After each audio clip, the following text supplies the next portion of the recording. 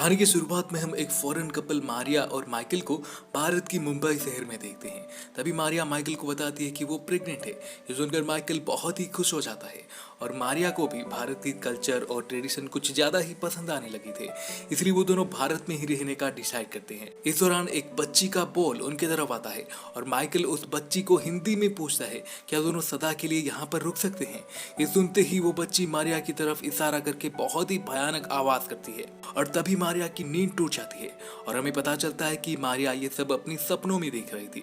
फिर कहानी 6 साल बाद शिफ्ट होती है और हमें दिखाया जाता है कि मारिया ने खुदकुशी करने की कोशिश की थी, परंतु माइकल एम वक्त पर आकर उसे हॉस्पिटल ले जाता है। इस दौरान मारिया को अपने अतीत की कुछ बातें याद आ जाती है और हमें फ्लैशबैक में दिखाया जाता है कि 1 साल पहले उसकी गाड़ी का बहुत बड़ा एक्सीडेंट हुआ था, जिस वजह से गाड़ी ब्रिज से नीचे पानी में गिर जाती है और गाड़ी में पानी भरने लगता है। और इस गाड़ी में मारिया के साथ साथ उसका बेटा ओलिवर और बेटी लूसी भी थी। हालांकि मारिया दोनों को बचाने की कोशिश करती है, परंतु ओलिवर का पैर गाड़ी में फंस चुका था। वहीं कार में पानी बढ़ता ही जा रहा था, इसलिए मारिया ओलिवर को सॉरी कहकर लूसी के साथ पानी से बाहर आ जाती है और पानी में डूबने की वजह से ओलिवर की मृत्यु हो जाती है। इस हादसे के बाद मारिया डिप्रेशन में रहने लगी थी और यही वजह था कि वो खुद की जान लेने की कोशिश कर रही थी। दूसरी तरफ मारिया को होश आने के बाद पिक्की, जो कि उनके घर में काम करती थी, जो कि उनकी मेड थी, वो उसे बताती है कि अगर वो चाहे तो एक आखिरी बार अपने बेटे से बात कर सकती है। दरअसल पिक्की से मारिया की पागलों जैसा हालत देखी नहीं जा रही थी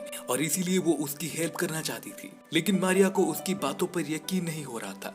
तब पिक्की उसे बताती है कि कुछ साल पहले उसकी बेटी भी एक तालाब में डूबकर मर गई थी और उसने भी उस रिचुअल को करके अपनी बेटी के साथ एक आखिरी बार बात करा था। वो दक्षिण भारत में स्थित एक मंदिर के बारे में बताती है और कहती है कि उस मंदिर को लेकर लोगों में एक मान्यता है कि उस मंदिर के आसपास जीवन और मृत्यु का डोर कमजोर पड़ जाता है और उस मंदिर के सहारे हम मरे हुए लोगों से संपर्क कर सकते हैं। अगले दिन हॉस्पिटल से आने के बाद मारिया पिक्की के घर पर जाती है और पिक्की उसे वहां पर कुछ बातें समझाती है। अगर मारिया अपनी बेटे से बात करना चाहती है तो उसे अपनी बेटे की राख को मंदिर की सीढ़ियों पर डालकर मंदिर के अंदर जाना होगा और जब रात हो जाएगी तो वो अपने बेटे के साथ एक आखिरी बार बात कर सकती है, लेकिन वो अपने बेटे को देख नहीं सकती और इस पूरे प्रक्रिया के दौरान मंदिर का दरवाजा बंद रहेगा। वो जाते जाते मारिया को एक सख्त हिदायत देती है कि वो किसी भी कीमत पर मंदिर का दरवाजा ना खोले। अगले दिन मारिया अपने बेटे की मृत शरीर को मिट्टी के अंदर से बाहर निकालकर उसके अंतिम संस्कार करती है और उसे जला देती है। इसी दौरान मारिया कुछ लोगों को देखकर बहुत ही डर जाती है, लेकिन पिक्की उसे उन लोगों के बारे में बताती है। दरअसल वो लोग अघोरी थे और उन्होंने अपने शरीर पर भस्म लगाया हुआ था और उनके पास ऐसी कुछ शक्तियां होती है जिनसे वो आसानी से आत्माओं के साथ जुड़ सकते हैं। अगले दिन मारिया माइकल को झूठ बोलकर ट्रेन के जरिए उस गांव की तरफ निकल पड़ती है। कुछ देर बाद वो उस मंदिर के पास पहुंच जाती है और हम वहां पर देख पाते हैं कि उस मंदिर के आसपास के सारे पेड़ पौधे सूख चुके थे और वहां पर बहुत सारी पक्षियों की लाश पड़ी थी। इसके बाद वो मंदिर की सीढ़ियों पर ओलिवर की राख को बिखेर देती है और मंदिर के अंदर जाकर दरवाजे को बंद कर देती है। वहीं मंदिर के अंदर आते ही उसे एक कौवा टकरा जाता है। उसी पल ही उस कौवे की मृत्यु हो जाती है और देखते ही देखते उस कौवे की शरीर गलने लगता है। इस दौरान उसकी नजर एक विचित्र देवी की मूर्ति पर पड़ती है, जिसे देखकर वो बहुत ही डर जाती है। इस मूर्ति के बहुत सारे हाथ थे और उस मूर्ति ने खुद की 2 हाथों से अपने चेहरे को ढक रखा था। दरअसल ये मूर्ति मृत्यु की देवी की थी और ये पूरा मंदिर उन्हीं को ही समर्पित था। रात को वहां पर लगी सारी दिए बुझ जाते हैं और अचानक मंदिर के दरवाजे को कोई खटखटाने लगता है। तभी उसे अपनी बेटे की आवाज भी सुनाई देती है। वो अपने बेटे से उस दिन के हादसे के लिए माफी भी मांगती है। कुछ देर बाद ओलिवर उसे कहता है कि मुझे अब जाना होगा, लेकिन मारिया उसे कुछ और वक्त रुकने का कहती है, परंतु उसके बाद से ही मारिया को अपनी बेटे की आवाज सुनाई नहीं देती। मारिया अपनी बेटी को लाख पुकारती है, लेकिन उसे कोई जवाब नहीं मिलता, इसलिए मारिया इमोशनल होकर मंदिर के दरवाजे को खोल देती है।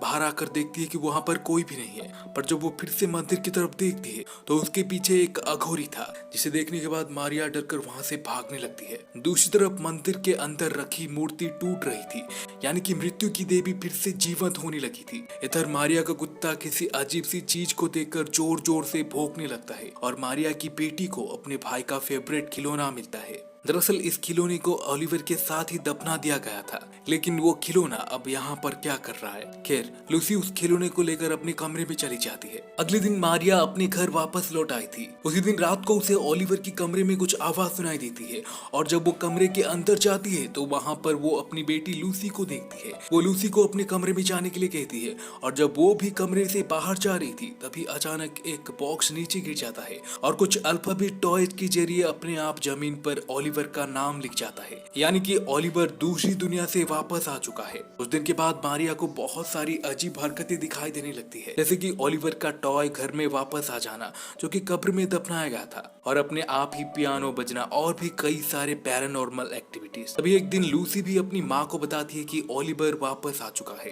अब मारिया कॉन्फर्म हो जाती है कि ओलिवर सच में उनके आसपास है। वो खुश होकर उसकी कमरे में जाती है, तभी एक किताब नीचे गिर जाता है और कमरे में रखा हुआ कुर्सी उसके नजदीक आ जाता है। मारिया भी अपनी बेटी की बात को समझ आती है और वो उसे किताब में से कहानियां सुनाने लगती है। वहीं अगले दिन पिक्की नोटिस करती है कि घर में लगी हुई तुलसी का पौधा मुरझा चुकी है और तालाब में रखी मछलियां अचानक ही मर गई है, और तो और घर के आसपास के सारे पौधे मर चुके हैं। साथ ही साथ लूसी जिन पक्षियों के साथ अक्सर खेला करती थी वो भी मर गई है। ये सब चीजों को देखकर पिक्की को ये समझने में देर नहीं लगती कि मारिया ने उस रात मंदिर के दरवाजे को खोल दिया होगा। फिर अगली सीन में हम देख पाते हैं कि मारिया और लूसी कुछ वक्त के लिए बाहर गए थे और जब वो दोनों वापस आ रहे थे तभी एक अघोरी मारिया के सर पर भस्म लगाकर कुछ मंत्रों का उच्चारण करता है, जिससे मारिया डरकर वहां से भागने लगती है। वहीं रात को जब लूसी टीवी देख रही थी तब आसमान में जोर से बिजली चमकती है और हम थंडर लाइट्स में ओलिवर की आत्मा को देख पाते हैं। ओलिवर अब पूरी तरह से शैतान बन चुका था। दूसरे दिन जब मारिया अपनी बेटी को नहा रही थी तब वो देखती है कि लूसी की कंधे पर किसी की काटने का निशान है। अब लूसी भी उसे बताती है कि ओलिवर बहुत ही बुरा है, यानी कि लूसी को ओलिवर ने ही चोट पहुंचाई है। ये जानने के बाद मारिया अपनी बेटी के कमरे में जाती है और उसे डांटते हुए किसी को भी नुकसान पहुंचाने से मना करती है। अब ओलिवर भी कमरे की लाइट को जलाकर उसकी बात को मानने का इशारा करता है। उस दिन रात को मारिया अपने घर के बाहर एक अघोरी को देखती है और उसे वहां से जाने के लिए कहती है, लेकिन वो अघोरी वहां से नहीं जाता और उसे पीछे मुड़ने के लिए इशारा करता है। मारिया पीछे मुड़ने के बाद बहुत ही डर जाती है क्योंकि वहां पर स्वयं मृत्यु की देवी खड़ी हुई थी, जिसे देखकर मारिया घर के अंदर भाग जाती है। वहां पर पिक्की भी उस पर गुस्सा करती है और उसे कहती है कि तुम्हारी वजह से ओलिवर की आत्मा अब दूसरी दुनिया से यहाँ पर आ चुकी है और उसी को लेने के लिए मृत्यु की देवी को आना पड़ा। अगर कोई उनके बीच आया तो मृत्यु की देवी उसे भी मार देगी। साथ ही साथ वो बताती है कि हमें ओलिवर से पीछा छुड़ाने के लिए उसकी सारे सामान को जलाना होगा।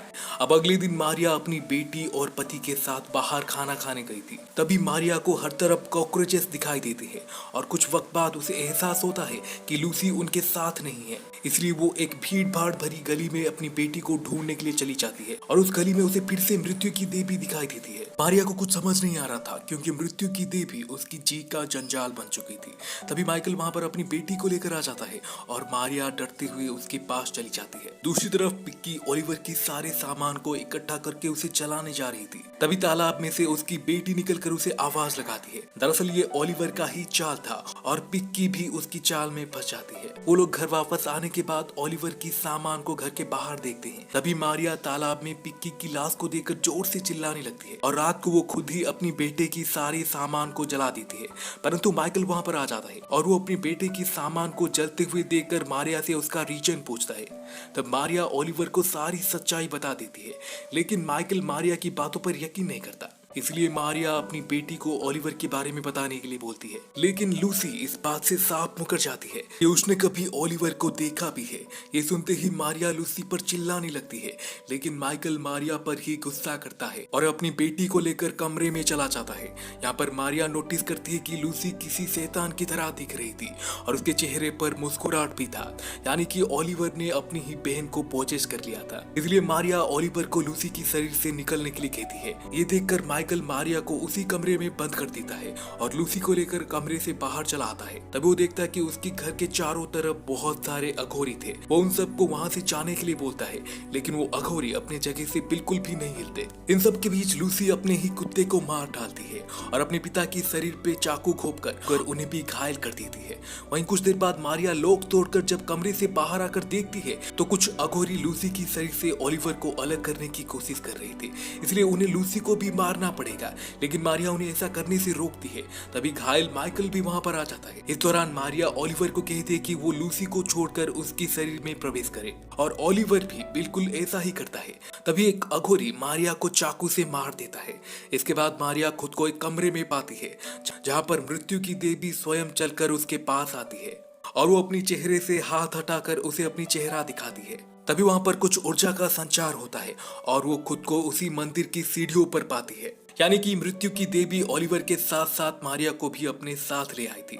तभी मारिया को मंदिर के आसपास अपने पति माइकल की आवाज सुनाई देती है, जो कि उससे बात करना चाह रहा था। अब माइकल भी उसी गलती को दोहरा रहा था जिस गलती को मारिया अपने बेटे की मोह में कर चुकी थी। और इसी के साथ ये कहानी यहीं पर खत्म हो जाती है। तो दोस्तों, आपको हमारी कहानी कैसी लगी हमें कमेंट करके बताएं, और अगर आपको हमारी कहानी पसंद आई तो प्लीज वीडियो को लाइक और शेयर करना मत भूलें।